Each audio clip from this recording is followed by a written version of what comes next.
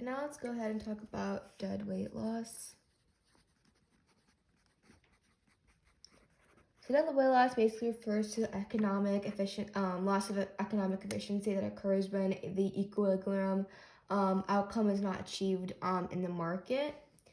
This can happen to several reasons, such as taxes, subsidies, price floors, or price ceilings. So we can go ahead and actually graph it, and I can just show you how that would look like. So we have to mark it. So this is going to be P.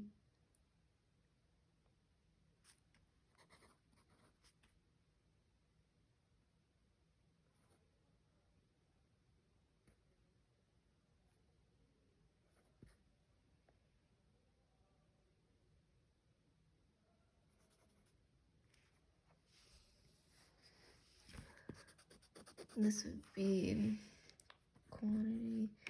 This would be QE. Okay. So say we have a price floor, which we'll talk more about price floors in a bit, up here. I have to mark this as well. Quantity, this is the quantity demand, and this is the supplied. So after we add the price floor, here is our new graph. So we have the quantity and the price at the equilibrium point, and we have the new one after we add the price floor. So now we have this right here, and then we have this right here. So basically now where is the dead weight loss here? Dead weight loss would probably be this triangle over here. This would be dead weight loss. And the formula for this is, since it is a triangle, it's going to have the same formula. So it's going to be half base times height. So that's how you find dead weight loss. So like they're going to be, for example, in like an actual problem, there'll be numbers down here and numbers up here.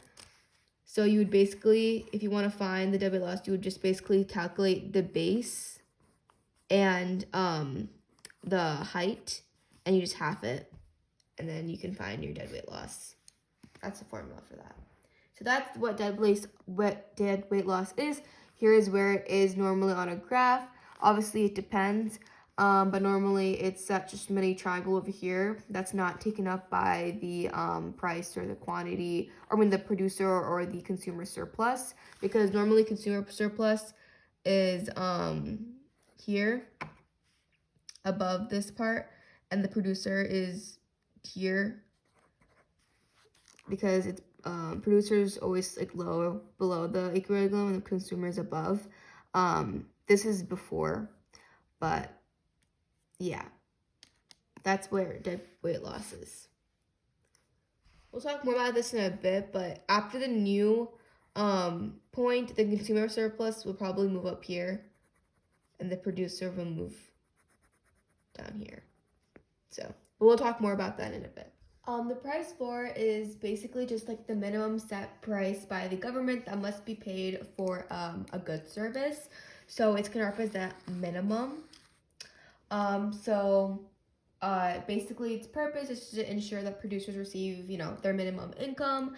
And its effects are basically, since it's placed above the equilibrium point, it can lead to a surplus because suppliers are willing to provide more at a higher price, but consumers aren't going to be willing to pay as much.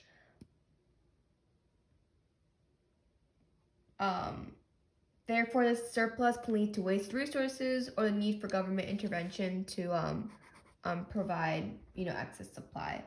Moving on to price ceiling, it's basically the same thing. I can use this same graph actually. It's just the complete opposite actually.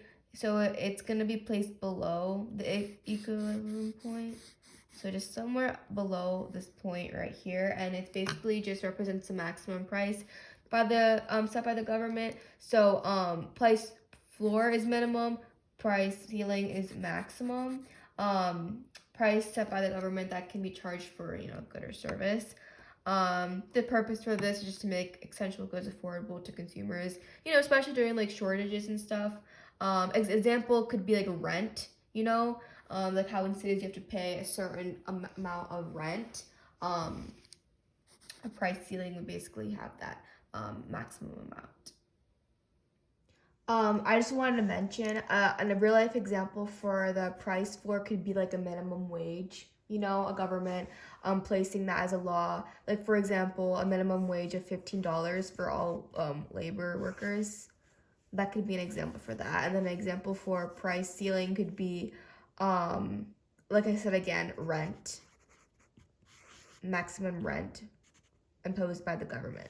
So those are two examples for both these things. Okay, so now we're gonna move on to price ceiling, and here's a scenario for that. So we're gonna consider the government setting a price ceiling on rental apartments to make housing more affordable. So over here, the equilibrium price will be at $1,000 per month.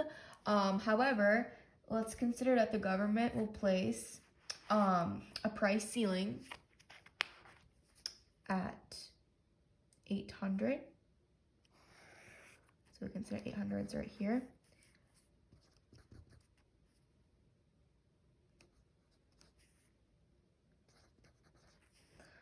Here is going to be where the price ceiling is. So now it's at 800. So now let's consider a shortage. So at 800, more people want to rent apartments than landlords are willing to offer, which basically will create a shortage of available apartments, and therefore the deadweight loss will then be created. So now that we know there is this right here, we have this right here, and then we have the whole price floor over here. Here's the price floor. The lower the price means fewer apartments are available, and that would basically mean that the equilibrium price, some people would have to rent $1,000, and they can't find an apartment at $800. And therefore, this reduction in the total economic surplus will result in the deadweight loss.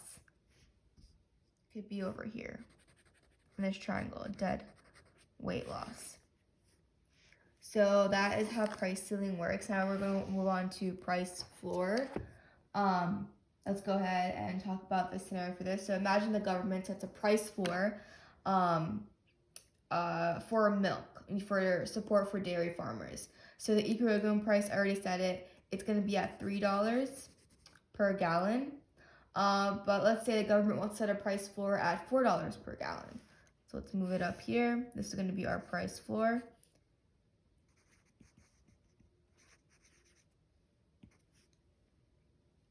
This is our price floor right here at $4. So now that we know the surplus at $4, farmers are willing to supply more milk than consumers are willing to buy. Therefore, this will create a surplus in milk. So now let's go ahead and see our consumer surplus. We know consumer surplus is down here, and then this is going to be here. We have this over here. We know our deadweight loss is going to be over here because the price is artificially high, so now fewer people will buy milk and some milk will be wasted. Therefore, this will be the milk, and the economic surplus will be reduced, and then therefore result in deadweight loss. And then our producer surplus will be up here, down here, sorry. And that's how you show price floor and price ceiling. So yeah, let's just say the price ceiling was increased for whatever reason.